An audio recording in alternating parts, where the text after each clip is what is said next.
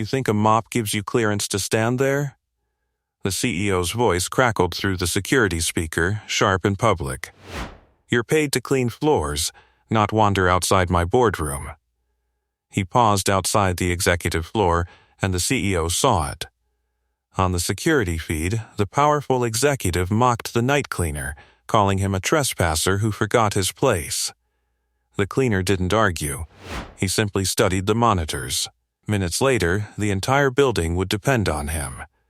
Because this isn't about cleaning offices, it's about unseen power. Before I show you the exact moment when the ransomware countdown hit 0 in the boardroom. By the way, where are you watching from? Tell me in the comments below. What was really happening beneath the surface wasn't about a janitor drifting too close to luxury. It was about a man trained to notice patterns others ignored. A man who understood that danger rarely announced itself politely. He lowered his eyes as security approached, offering no resistance, no explanation. Adrian Vale had learned long ago that pride wasted energy better used elsewhere. The uniform clung to his broad shoulders, sleeves slightly frayed at the cuffs, rubber gloves tucked into his belt. To anyone watching the grainy feed from the penthouse office, he looked exactly like what they expected. A night cleaner who didn't understand boundaries. Yet his gaze had lingered on something far more important than polished marble or biometric locks. Inside the boardroom beyond that restricted door, 12 executive terminals glowed against the darkness. Reflections bounced faintly across the glass wall, flickering in patterns too rhythmic to be random. He'd seen that cadence before. Not in office towers, but in windowless military facilities where digital warfare unfolded in silence. Move him along, the CEO ordered through the comm system. I don't pay people to loiter. The guards shifted awkwardly. Adrian offered a small nod and pushed his cart toward the service corridor. Wheels squeaked against marble, echoing beneath vaulted ceilings lined with abstract art worth more than his yearly salary. The scent of lemon disinfectant trailed behind him, clean and ordinary, masking the faint metallic hum that vibrated through the floor. Upstairs, Roland Pierce leaned back in his leather chair, watching from a wall of monitors. The skyline glittered behind him, private balcony, imported scotch, tailored suit jacket draped across Italian furniture. Control was his comfort. Cameras were his assurance that every employee knew their place. Down below, the cleaner stepped into the narrow service hallway where fluorescent lights buzzed like restless insects. Pipes ran exposed along concrete walls. Here, power didn't pose for photographs. It leaked, hummed, and occasionally sparked. He paused again, but this time beside a maintenance terminal half hidden behind stacked supply crates. A thin red icon blinked in the corner of the small screen. Most would have ignored it.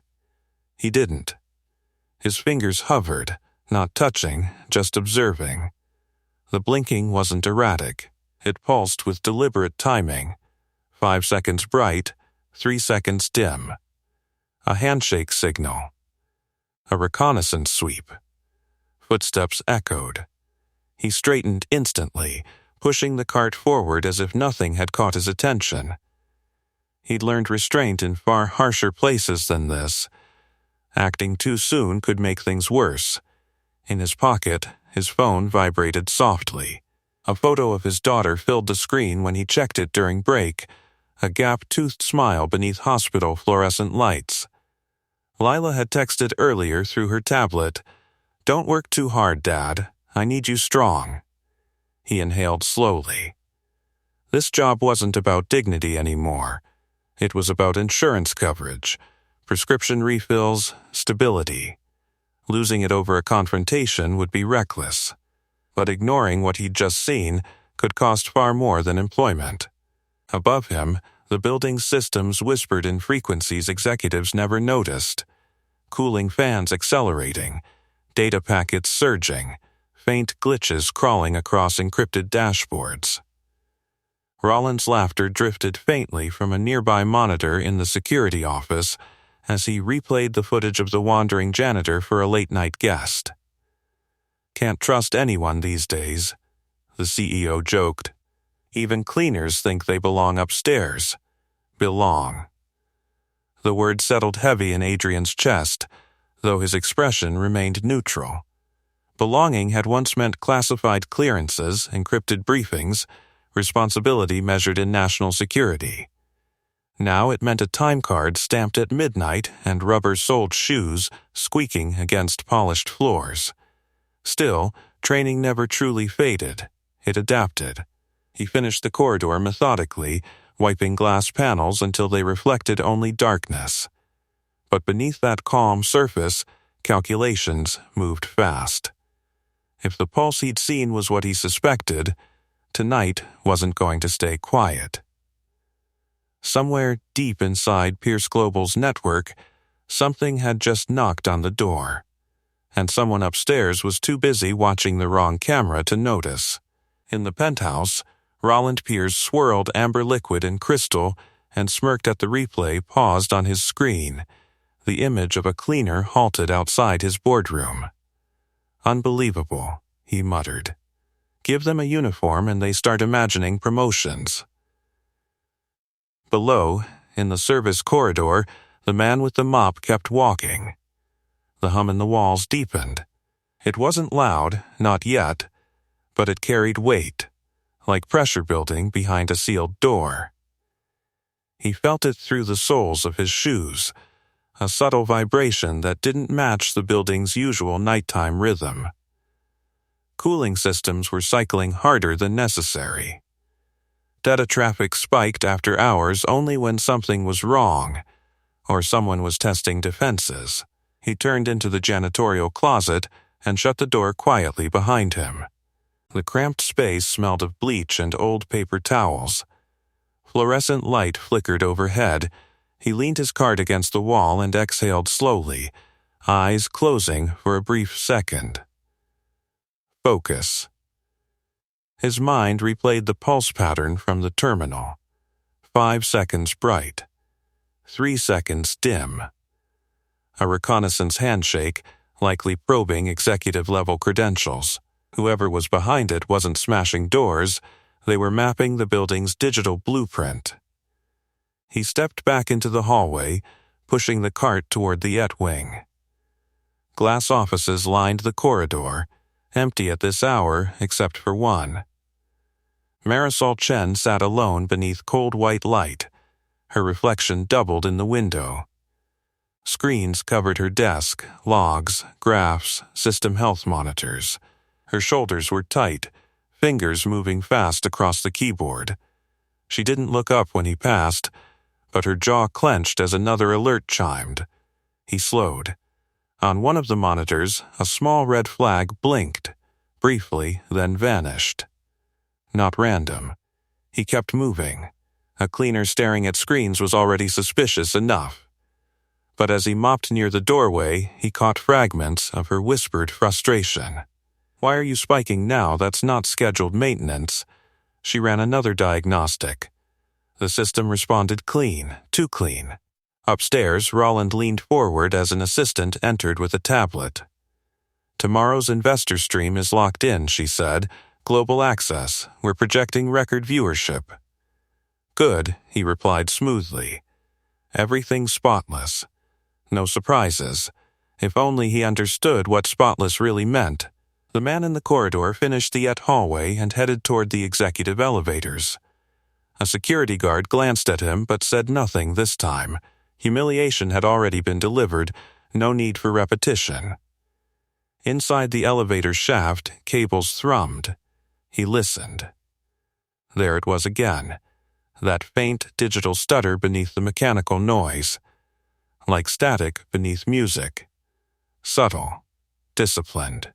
Whoever was probing this system knew what they were doing. His phone vibrated once more. He stepped into the stairwell and checked it. A photo message from Leela, her homework spread across the kitchen table.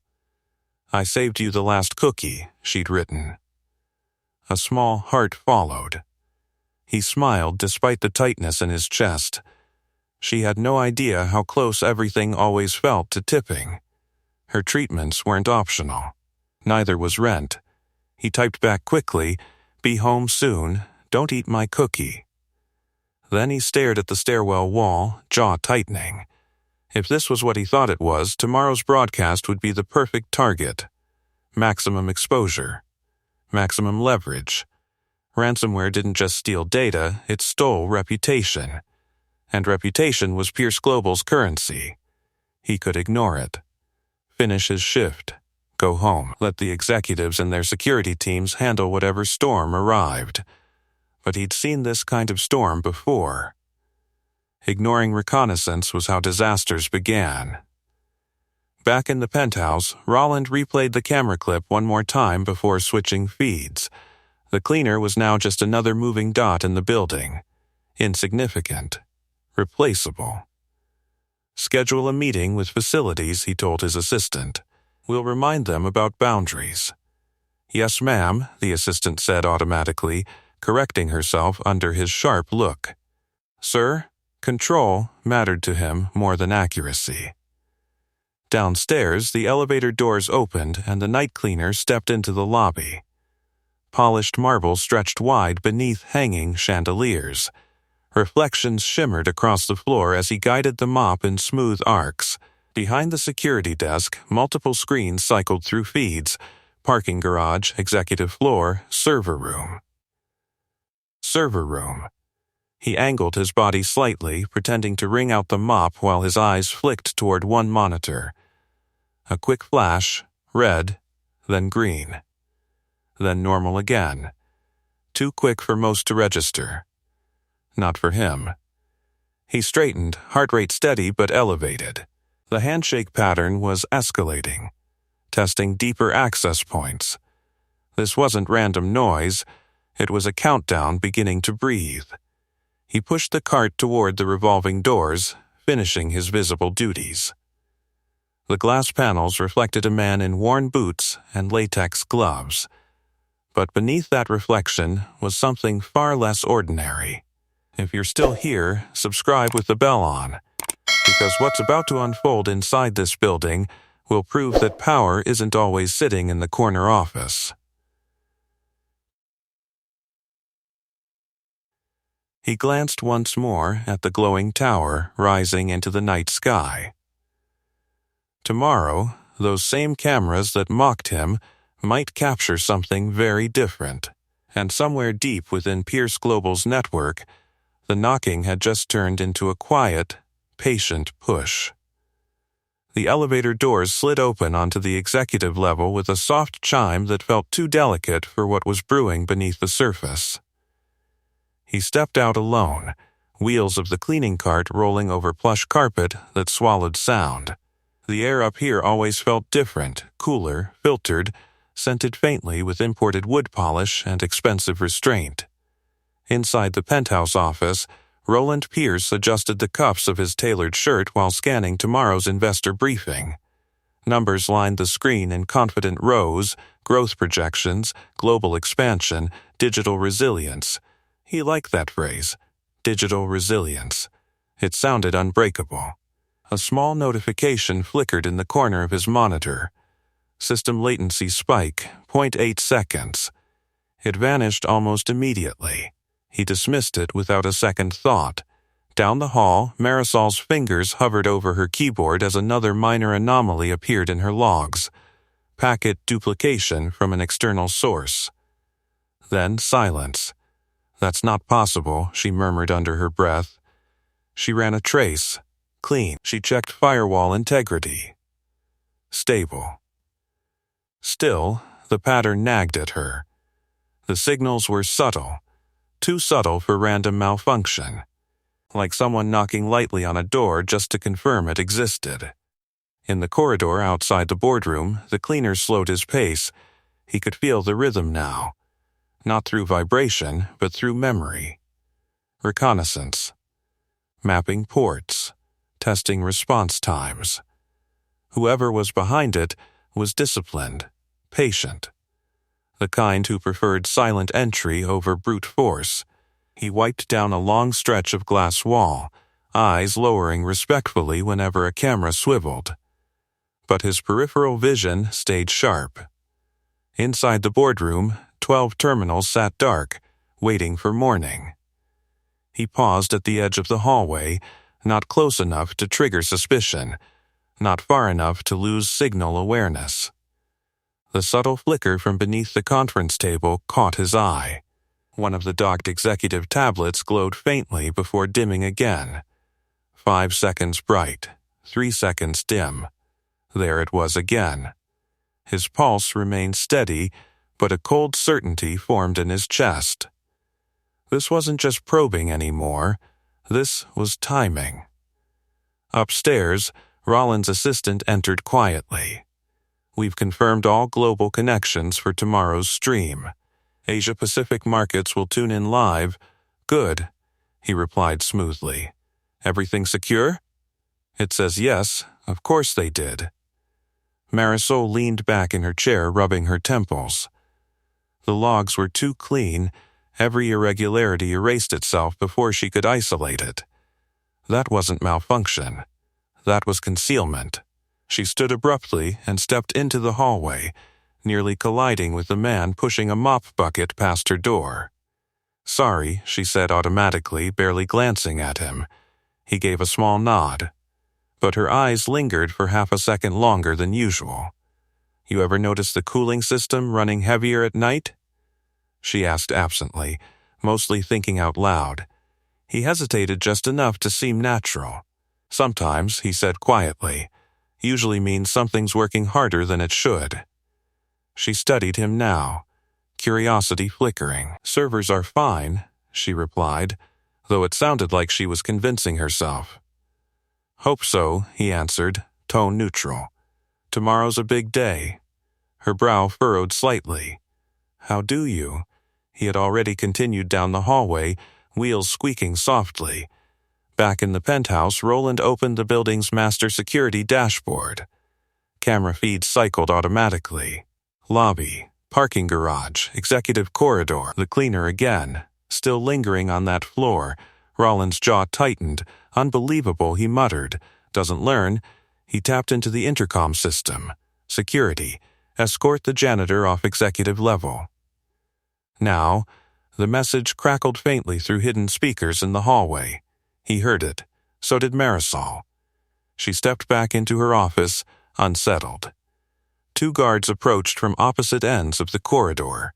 Their footsteps were heavier this time, deliberate. "Sir," one of them called out firmly, "you need to head downstairs." He raised his hand slightly, compliant, calm. "Just finishing the glass. You've finished enough." Under the fluorescent lights, humiliation returned, but he didn't react. Couldn't afford to.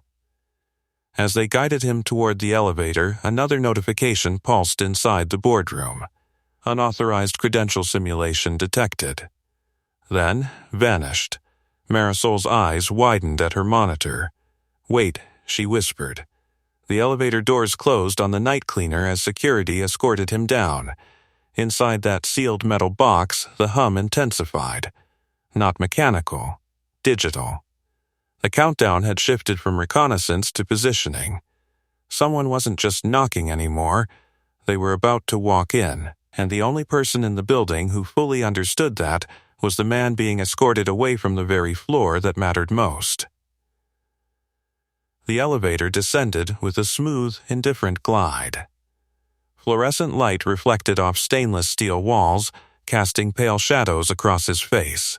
The 2 guards stood stiff beside him, eyes forward, professional but uneasy. "Nothing personal," one of them muttered quietly. "Orders from upstairs." "I know," he replied evenly. The doors opened into the lobby, where marble floors gleamed beneath chandelier light. Midnight silence hung heavy, broken only by the faint hum of ventilation and the distant whir of rotating cameras. Up in the penthouse, Roland Pierce leaned closer to his monitor, watching the escort unfold. Satisfaction flickered across his expression. Control restored. Boundaries enforced. He switched screens, returning to financial dashboards. For half a second, the graph stuttered. Then stabilized. He frowned. Downstairs, the night cleaner resumed mopping the wide expanse of lobby tile. His movements were methodical, almost meditative. But his attention wasn't on the floor, it was on the security desk's monitor wall behind him. Server room feed. Boardroom feed. Hit office feed. He adjusted his cart slightly, angling himself so reflections in the polished marble carried faint screen glows toward him. Subtle, distorted, but enough. The red flicker appeared again, longer this time. Marisol's voice suddenly echoed faintly from the security desk phone. "Can you patch me through to facilities? I need confirmation on internal network routing." The guard lifted the receiver. "Facilities is off rotation. It's urgent. Define urgent." A pause. "Define why my logs are rewriting themselves." The guard exchanged a glance with his colleague, then shrugged. "I'll send a message." The cleaner's jaw tightened almost imperceptibly. Logs rewriting themselves meant persistence access. Whoever was inside wasn't probing anymore, they were embedding. His phone vibrated in his pocket. Leela again. He stepped toward the revolving doors, pretending to wipe fingerprints from the glass before checking the screen. A short voice message this time. "Dad, my chest feels tight tonight. Not bad, just weird, but I took my meds." His breath caught for a fraction of a second. "You okay?" He whispered instinctively, though she couldn't hear him yet. Another message followed quickly. "I'm fine, promise. Don't worry." Worry wasn't optional. He typed back, "I'll be home soon. If it gets worse, call Mrs. Donnelly next door." He slid the phone away, heart pounding once before settling. He couldn't lose this job. Not now, not ever. Upstairs, Rollins' screen froze for 2 full seconds. 2 seconds in a live market environment felt like an eternity. He tapped his mouse. The cursor lagged before catching up. "What is this?" He muttered. An automated notification popped up. External authentication attempt blocked. He leaned back, irritated but unconcerned. "Good," he said to himself. Blocked. He didn't notice the second line that appeared half a second later before vanishing. External authentication rerouted. In the IT office, Marisol's monitor flashed red. Unauthorized encryption string detected. Her pulse spiked. No, she ran a command to isolate the source. The system responded, access denied. That wasn't possible. She tried again. Access denied. Her throat went dry. In the lobby, the cleaner stopped mid-swipe. The hum intensified, not audible to most but perceptible in the subtle flicker of overhead lights. He looked up. Every screen on the security wall blinked simultaneously. Black. Then back. Then black again, longer this time. The guard stiffened. "What was that?" one asked. "Probably a system refresh," the other replied, though his voice lacked conviction. Above them, the building's core network rerouted traffic through executive credentials. In the penthouse, Rollins' entire dashboard went dark. The skyline reflection in his window remained bright and indifferent, but his monitors were black. "What the hell?" he snapped, standing abruptly. His phone buzzed. Marisol. He answered instantly. "Fix it. I'm trying," she said, breath uneven. "It's not a glitch. It's encryption. Something spreading through executive-level access that's impossible. We have, sir, it's happening. In the lobby, every screen turned blood red. A single line of white text appeared across them. File system lock initiated. Countdown, 09:59, 09:58. The guard stared in shock. The mop slipped from his hand, clattering softly against marble. 9 minutes. 9 minutes until total data encryption. 9 minutes until tomorrow's investor stream became a public collapse. Upstairs, Rollins' confident posture cracked for the first time. "What do they want?" he demanded. The answer appeared on every screen simultaneously. Transfer 40 million USD in cryptocurrency.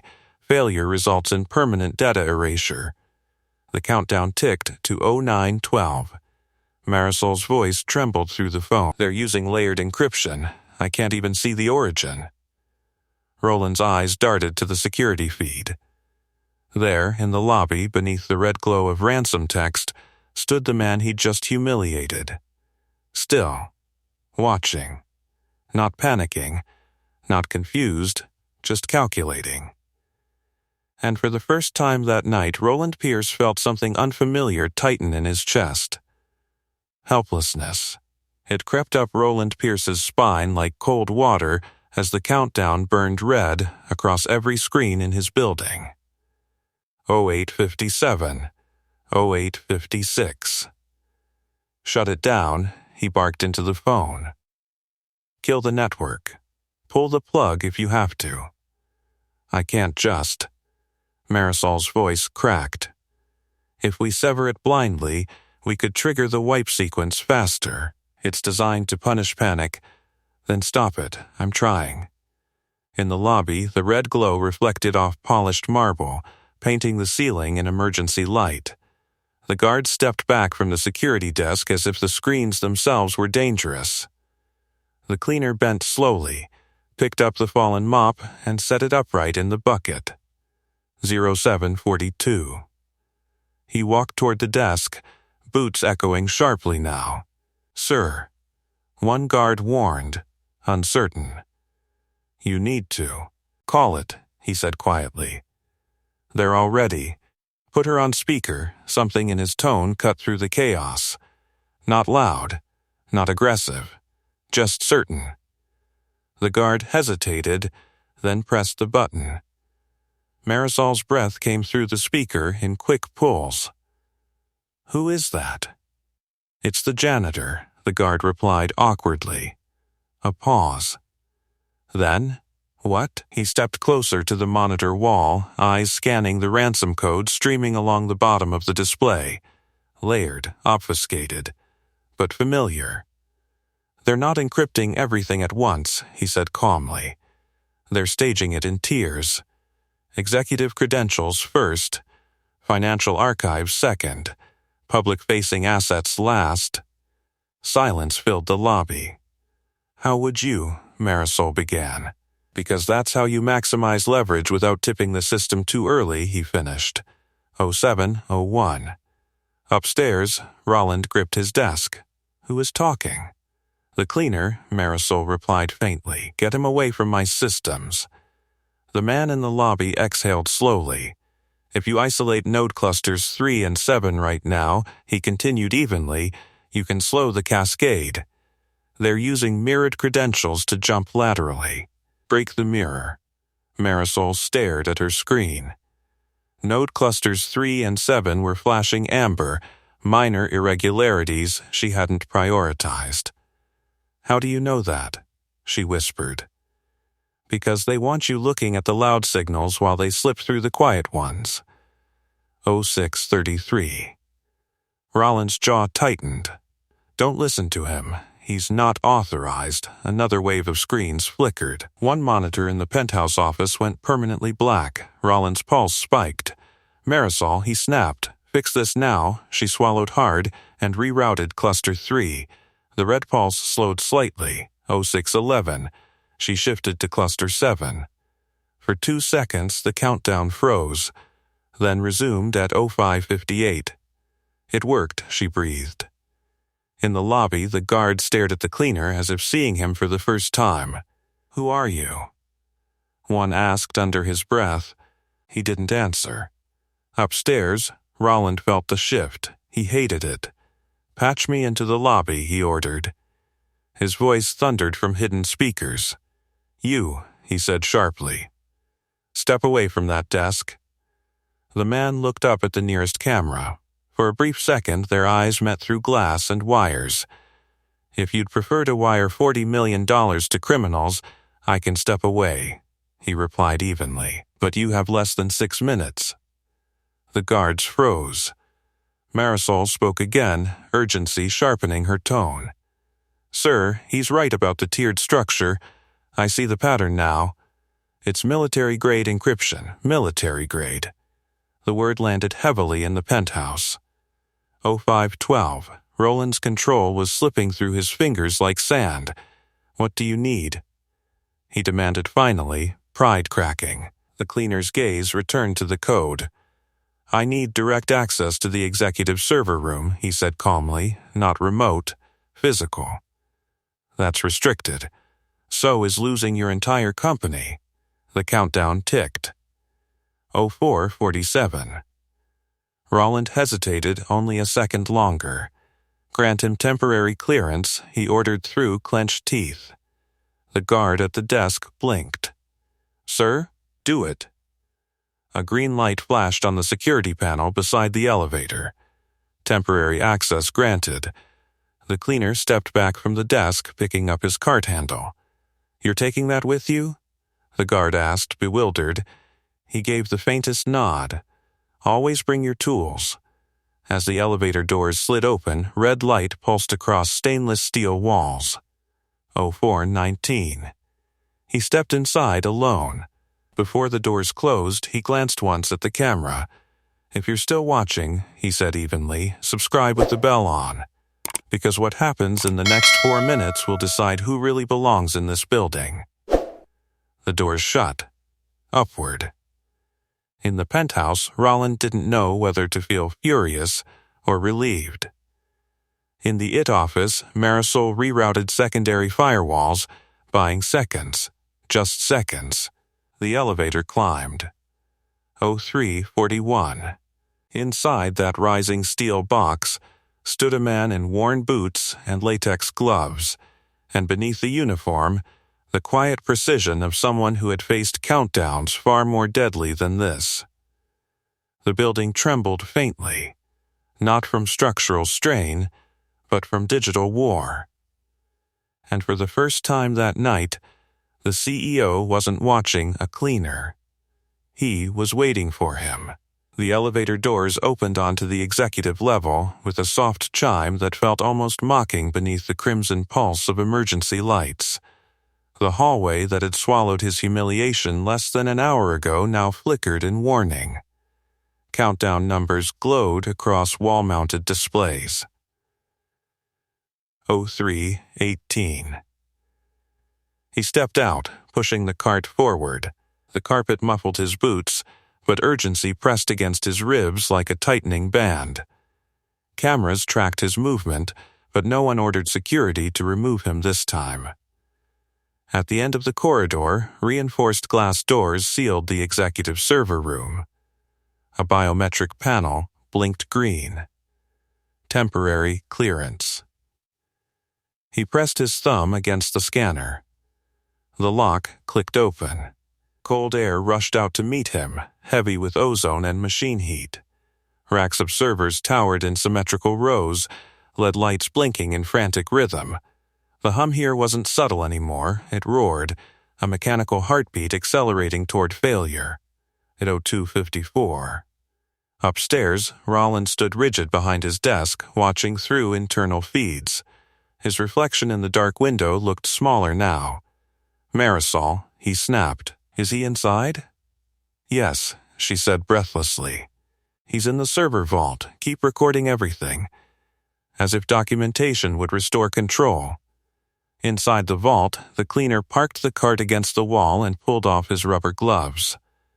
Beneath them, steady hands flexed once before moving to the nearest terminal. He didn't sit, he scanned. Encryption threads snaked across monitors in layered waves. The attackers weren't amateurs, they'd built a cascading lock, each layer triggering the next if interrupted incorrectly. 0231. He spoke quietly toward the ceiling camera. I need admin override on executive credentials. Roland hesitated only a fraction this time. Granted, Marisol typed rapidly, granting temporary access. A new console window opened before him. He moved fast now, not recklessly, but decisively. Fingers flew across keys with muscle memory born in windowless command centers far from corporate towers. Cluster 3 stabilized, Marisol reported. 7 is holding. They're about to trigger the secondary wipe, he replied evenly. They planted a failsafe in the financial archive. How do you know that? She asked again, disbelief still clinging to her voice. Because I would have 0158. He accessed the mirrored credential system, tracing the unauthorized handshake.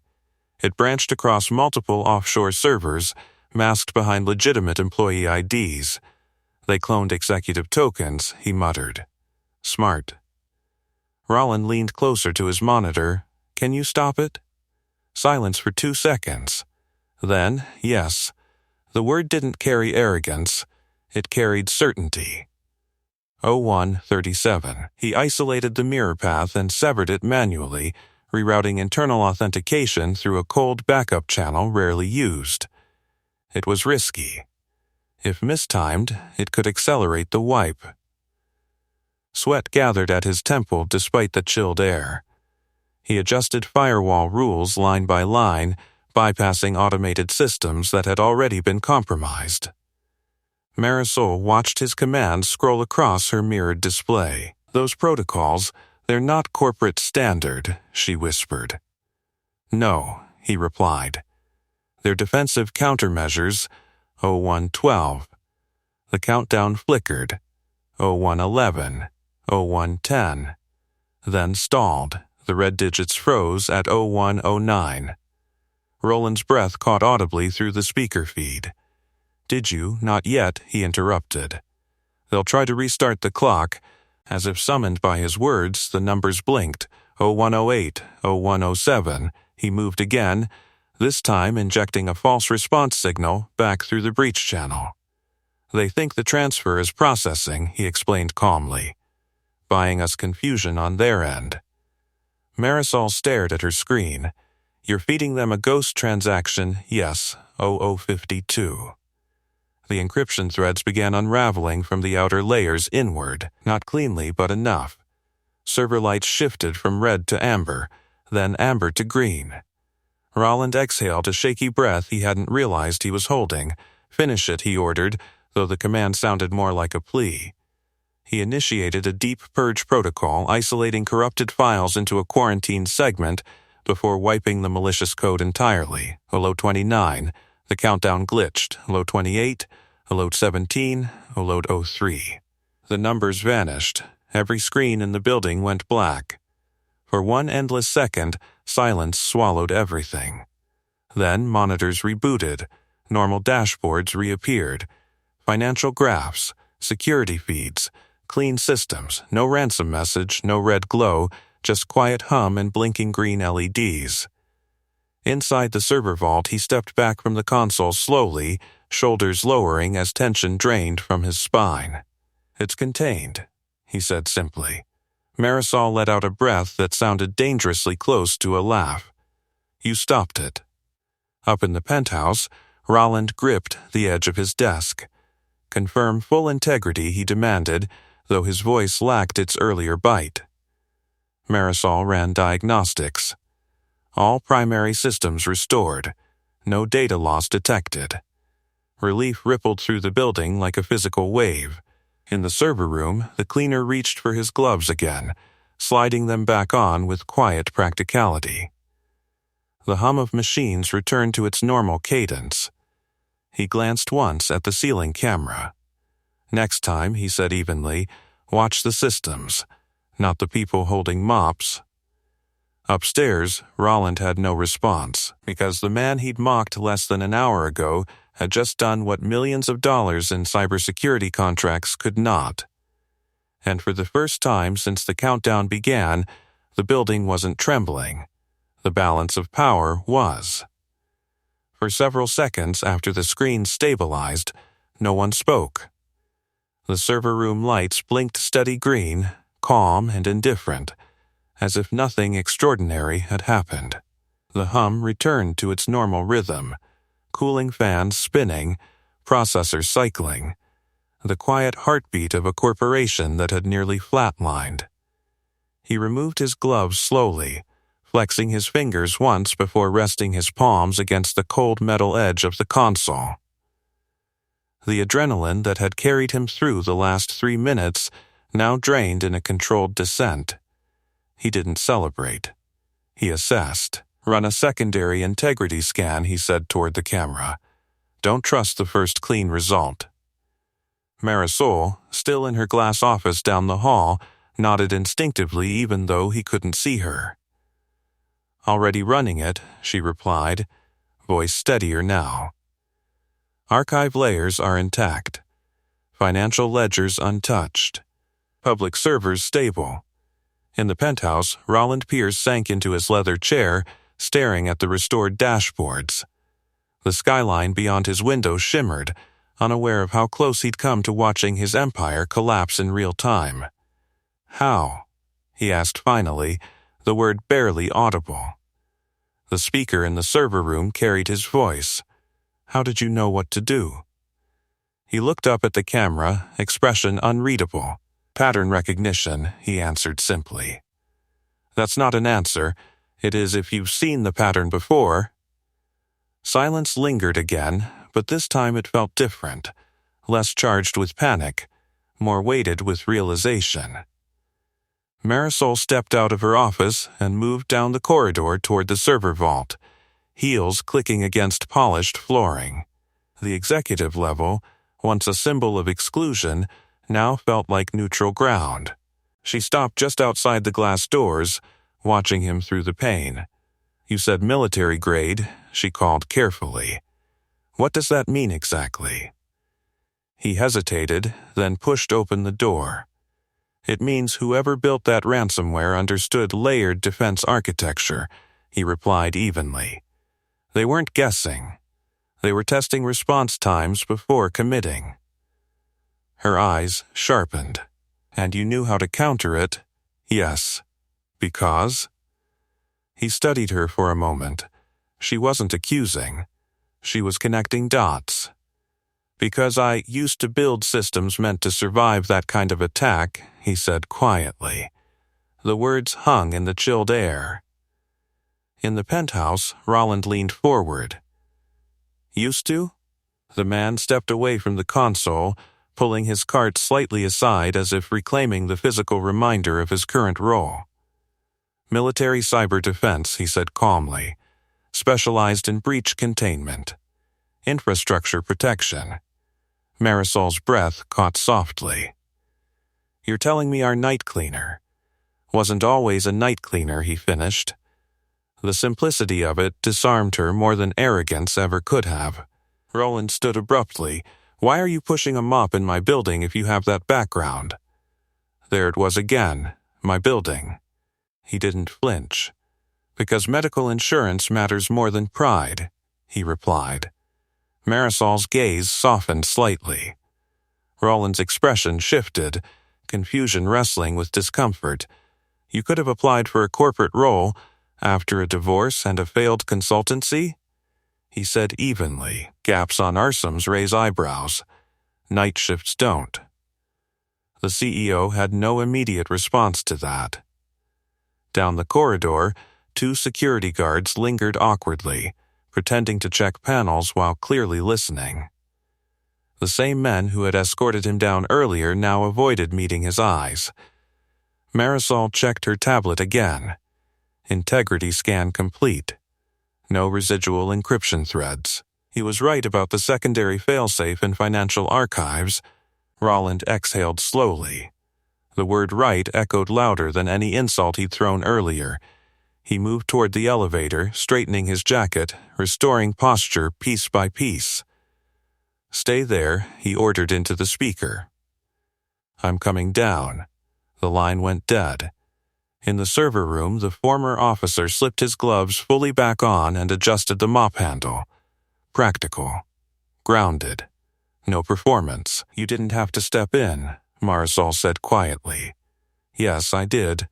"For the company?" He shook his head slightly. "For my daughter." Understanding dawned in her expression. "The insurance?" He nodded once. The elevator chimed at the end of the hall. Doors opened. Roland stepped out onto the executive floor, no longer shielded by screens. His polished shoes contrasted sharply with rubber soles on industrial carpet. He walked toward the server vault, slowing as he approached the glass door. For the first time that night, there were no cameras between them, no intercom distortion, just two men standing in the same chilled air. Roland studied him carefully now, not as a trespasser, not as staff, but as the reason his company still existed intact. "You prevented a $40 million ransom," the CEO said quietly, "and potential market collapse." He said nothing. Roland's jaw tightened as pride battled gratitude. "You should have told someone what you were capable of. And would you have listened?" he asked calmly. The question landed clean. Outside the glass walls, executives were beginning to arrive, summoned by emergency alerts.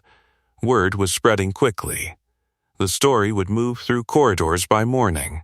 Roland glanced at the blinking servers, then back at the man he'd mocked. "Come to the boardroom," he said finally. "We need to discuss what happens next." He nodded once, pushing the cart forward. The same corridor that had echoed with humiliation now carried something else entirely. Recognition. The word lingered in the air as they stepped out of the server vault and into the executive corridor. Red emergency lights had faded, replaced by steady white illumination that felt almost too calm after the chaos. Executives gathered near the boardroom doors, murmuring in tight clusters, silk ties loosened, faces pale beneath expensive composure. He pushed the cart beside him, wheels rolling softly over carpet that once seemed forbidden territory. Roland walked half a step ahead, posture rigid but no longer towering. The shift was subtle yet unmistakable. Inside the boardroom, the long glass table reflected the city skyline in fractured lines. Screens along the walls displayed restored dashboards and a scrolling notification, "System stable." Board members turned as they entered. "That's him?" One whispered. "The janitor?" Another murmured. Roland cleared his throat. He neutralized the breach. Silence fell heavy and absolute. Marisol stepped in behind them, tablet in hand. "It was a coordinated ransomware deployment," she explained quickly. "Military-level architecture. If not for his intervention, we would have lost everything." Eyes shifted toward the man in work boots standing near the head of the table. He remained still, hands resting lightly on the cart handle, gaze steady but unassuming. A board member leaned forward. "What exactly did you do?"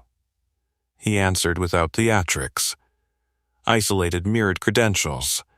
Redirected authentication through cold backups, fed a false transfer signal to stall their trigger, then purged the embedded threads." Several executives blinked. "That's not in our corporate protocol," one said faintly. "No," he agreed. Roland watched him closely. The same voice that had been dismissed hours earlier now carried authority without raising volume. "You built countermeasures faster than our contracted cybersecurity firm," Roland said slowly. "How?" He met the CEO's gaze evenly. "Experience." A board member exchanged glances with another. "We need him consulting immediately." "Tonight." Roland hesitated. The hesitation wasn't about competence anymore.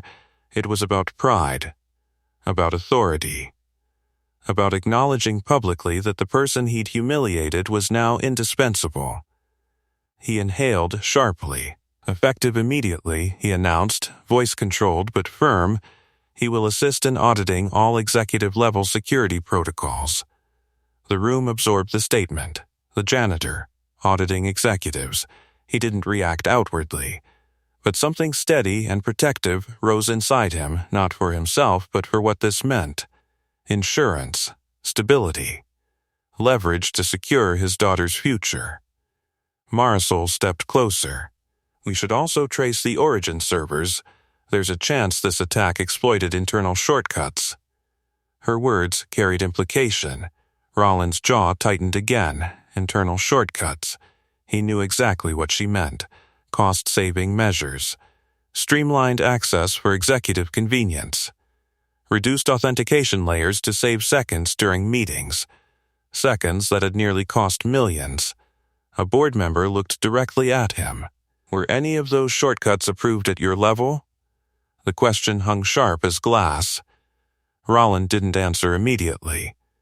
Before he could deflect, the man beside the cart spoke calmly. The breach exploited mirrored executive tokens, he said. If authentication layers had remained at standard depth, it would have taken them longer to escalate. Not accusatory, just factual.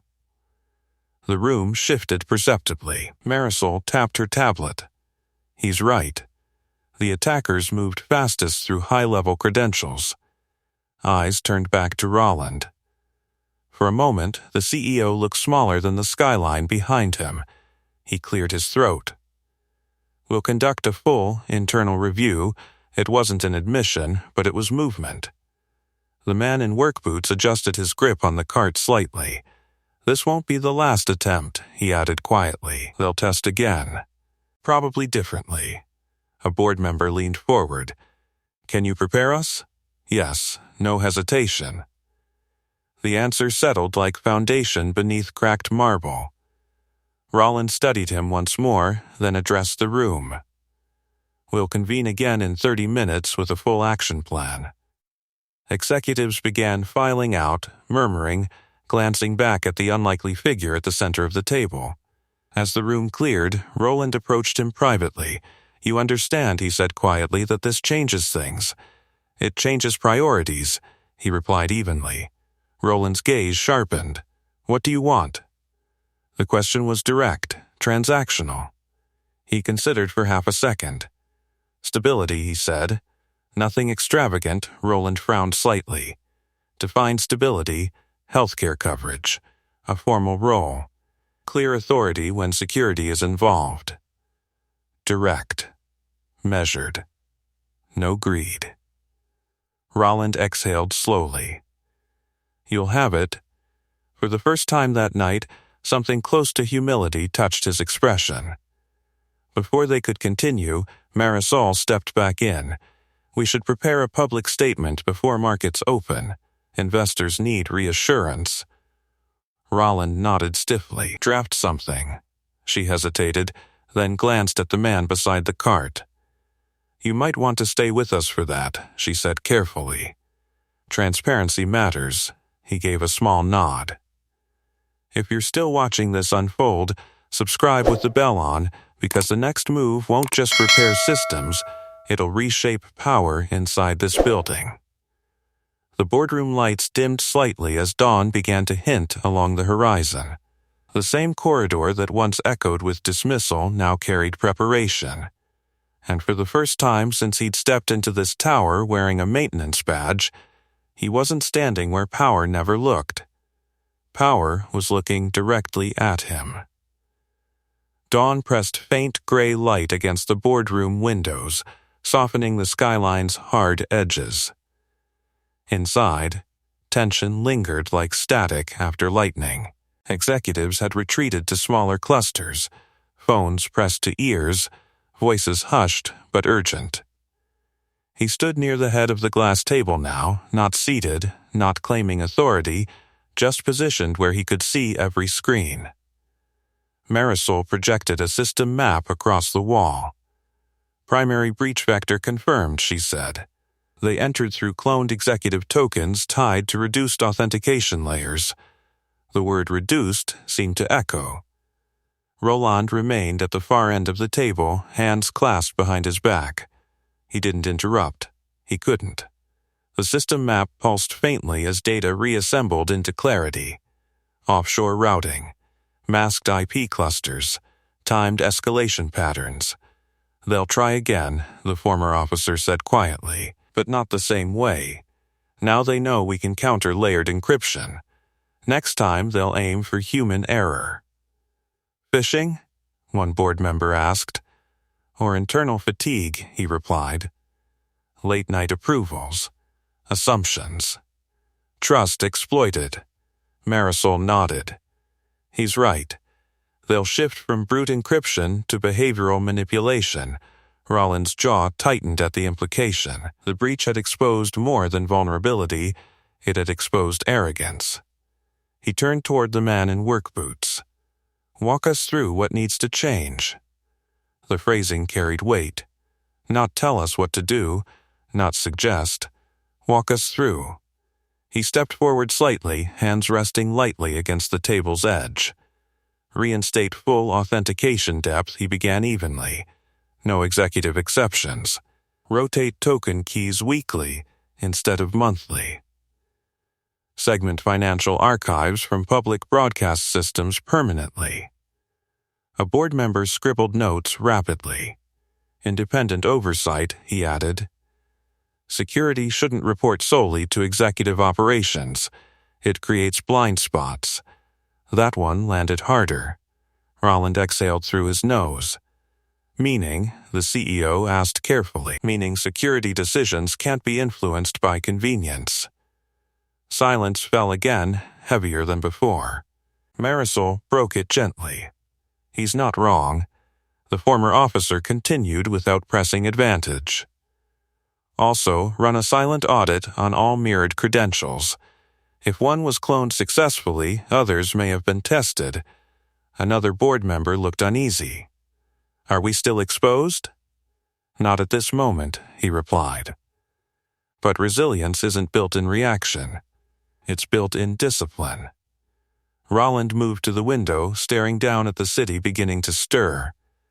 Delivery trucks rolled along quiet streets. Commuters would soon flood sidewalks beneath this tower, unaware how close their investments had come to evaporating. He turned back slowly.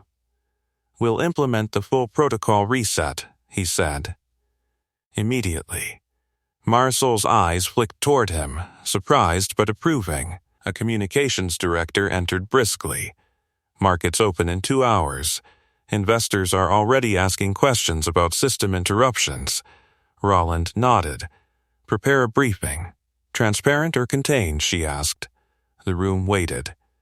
Contained would protect reputation in the short term. Transparent would risk embarrassment, but build trust. Roland glanced toward the man who had saved him. What do you recommend? He asked quietly. The question marked the real shift. Transparency, came the steady reply. Brief outage. Attempted breach. Swift containment. Reinforce corrective action, and credit? The communications director pressed, do we disclose internal intervention? He paused. This wasn't about ego. It was about precedent. If you frame it correctly, he said, you don't just reassure investors, you demonstrate strength. Roland studied him. Explain. You show that your security culture values expertise wherever it exists. That resilience doesn't depend on titles. The board absorbed that.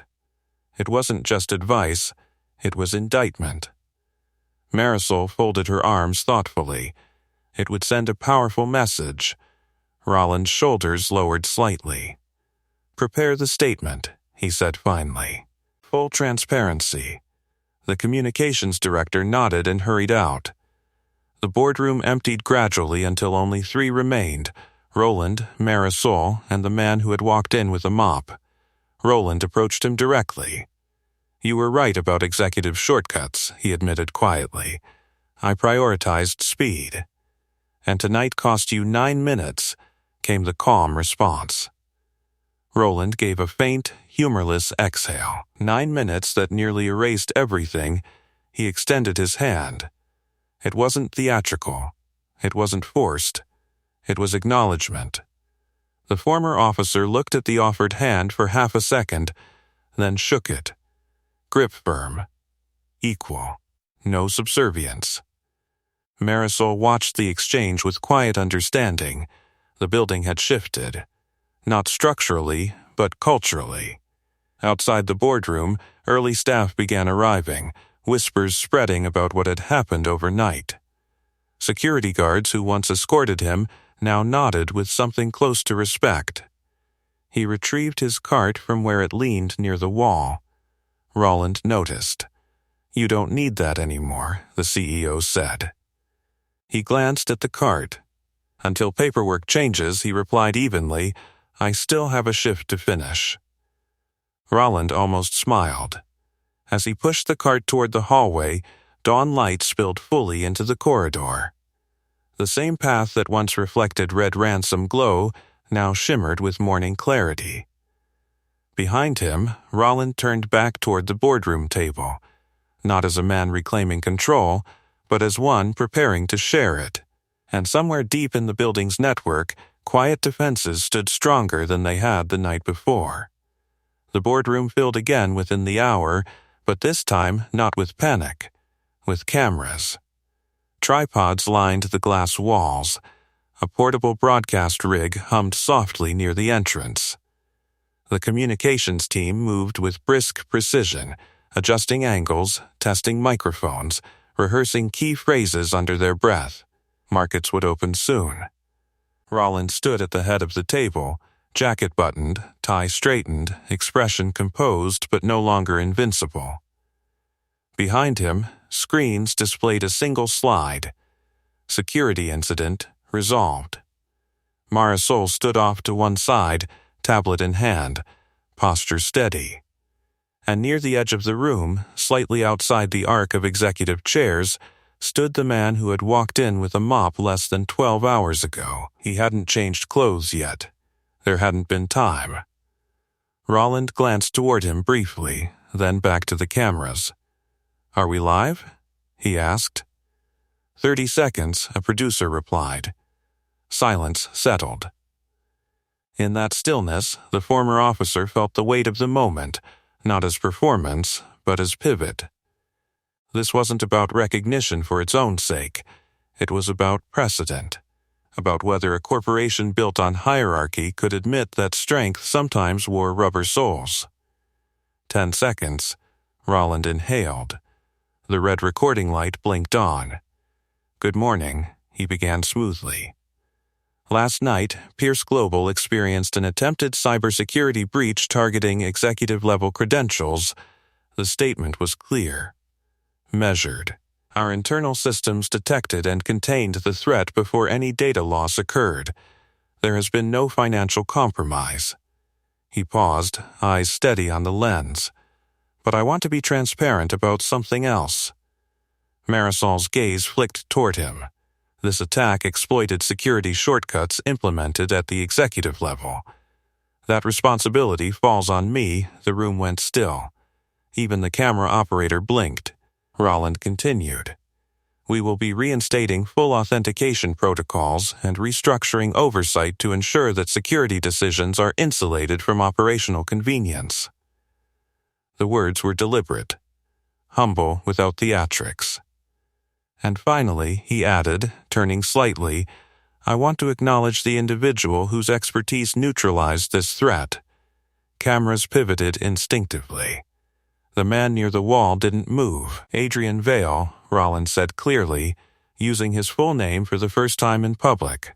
A member of our night facilities staff and a former military cybersecurity defense specialist. A ripple of surprise moved through the production crew. He identified the breach pattern, isolated compromised nodes, and executed containment protocols under extreme time pressure. Pierce Global stands intact this morning because he stepped forward. The acknowledgment hung in the air. Adrian felt every lens turn toward him. For a second, he considered stepping back. Instead, he stepped forward, not dramatically, just enough to stand beside the CEO. Roland extended a hand toward him, not to shake this time, but to include him in the frame. This company values expertise wherever it exists, Roland concluded. Resilience is built on discipline, not titles. The broadcast ended seconds later. Red recording light clicked off. Silence lingered before soft murmurs filled the room. The communications director exhaled. Markets are stabilizing.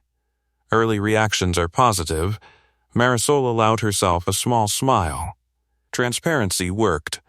Roland turned toward Adrian once cameras powered down. You didn't have to stand there, he said quietly. Yes, I did, came the steady reply. If you were going to say my name, it needed a face. Roland nodded once. Outside the boardroom, staff gathered in cautious curiosity. Whispers moved quickly. That's him. The janitor? He saved the company. Security guards who once blocked his path now stepped aside instinctively as he exited the room. The contrast was sharp. Upstairs in the penthouse office, sunlight spilled across polished wood, erasing the memory of flickering black screens. Roland stood by the window again, but this time the skyline looked different, not because it had changed, but because he had. Behind him, Adrian stood near the doorway, cart still beside him like an anchor to reality. You understand, Roland said slowly, that you could have let us fail. He didn't answer immediately. Yes, he admitted finally. And you didn't. No. Why? He met the CEO's reflection in the glass. Because collapse doesn't just punish the arrogant, he said evenly. It punishes everyone. The words settled heavily. Roland turned fully toward him. I owe you more than thanks, he said. You owe your employees better protocols, Adrian replied. A faint, reluctant smile touched Roland's face. Fair. He walked back to his desk and picked up a folder prepared hastily by legal staff. Formal offer, he said, extending it. Director of Cybersecurity Resilience. Full authority over protocol decisions. Healthcare coverage effective immediately. Adrian took the folder, flipping it open briefly. Stable salary. Comprehensive benefits. No probationary clause. He closed it. I'll accept, he said quietly. On one condition. Roland raised an eyebrow. Security decisions remain insulated from executive override. A beat. Then, agreed, they shook hands again, this time not as adversary and subordinate, but as partners. And outside the tower, as markets opened and headlines began to circulate, the story of a night shift cleaner who stopped a corporate collapse traveled faster than the ransomware ever could. And outside the tower, as markets opened and headlines began to circulate, the story of a night shift cleaner who stopped a corporate collapse traveled faster than the ransomware ever could. By mid-morning, Pierce Global's lobby no longer felt like neutral ground, it felt like a crossroads. Employees gathered in small clusters near the security desk, voices lowered but charged with disbelief. That was him? I saw the broadcast. He's been here for months. Adrian stepped out of the executive elevator, no longer pushing the cart. The mop and bucket had been quietly wheeled away by another staff member at Roland's instruction. For the first time since he'd taken the night shift, his hands were empty. Strange how exposed that felt. Marisol approached from across the marble floor, tablet tucked against her side. HR is finalizing paperwork, she said, voice steady but warmer than before.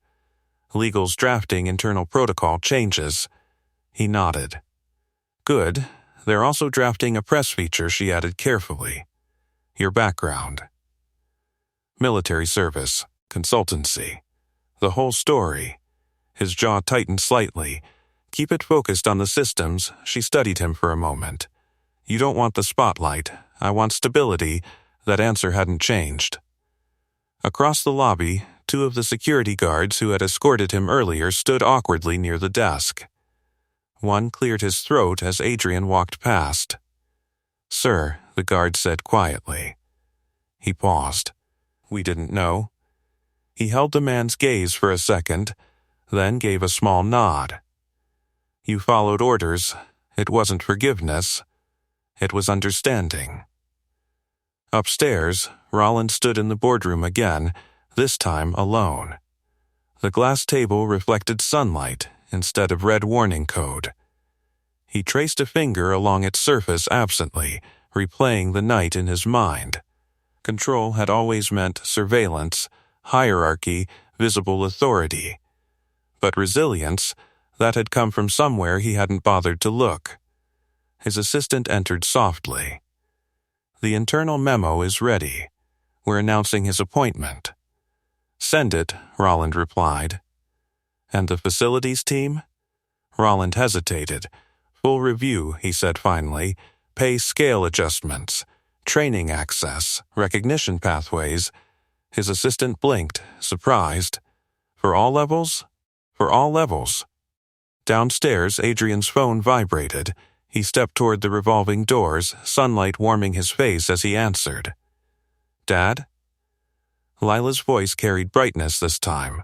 I saw it. She burst out. Mrs. Donnelly showed me on her tablet. You were on TV. A slow breath escaped him. You feeling okay? He asked first.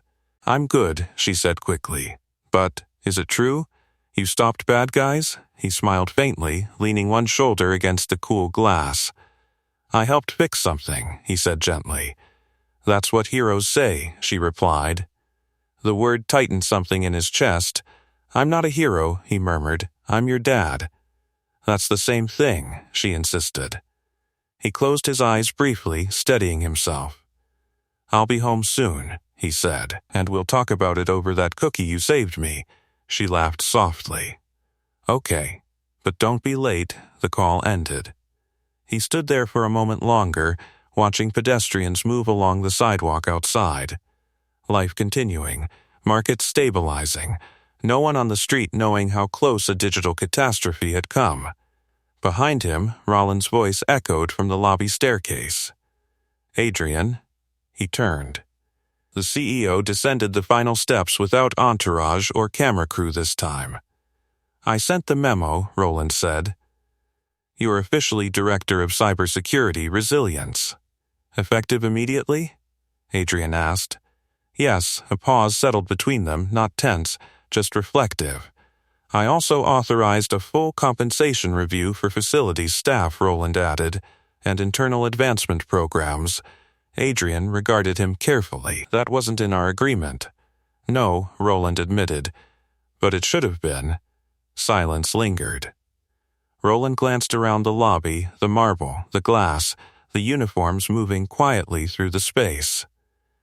I built this company believing leadership meant being watched, he said slowly. Last night taught me it means listening.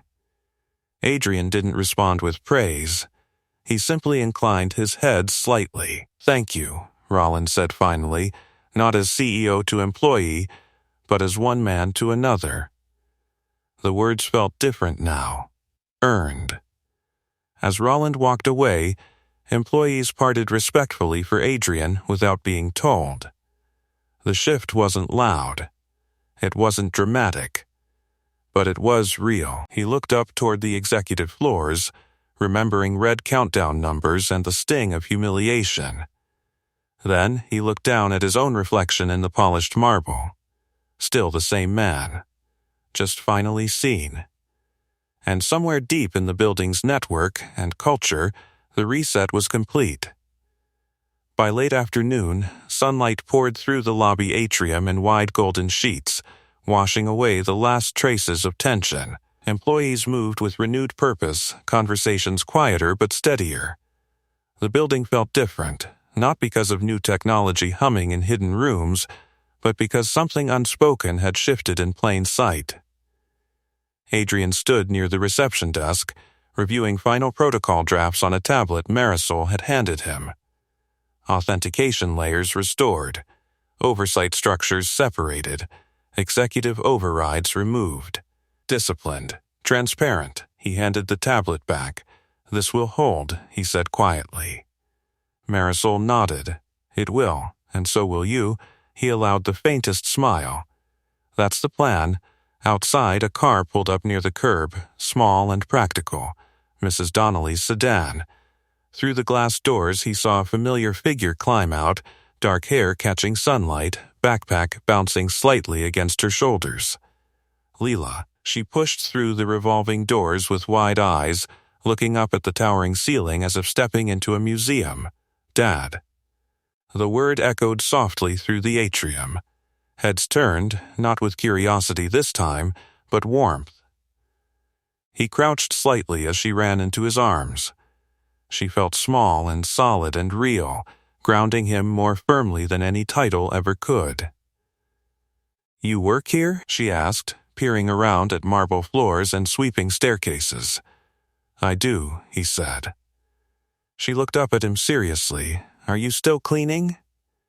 He considered the question carefully. "I'm protecting it now," he answered.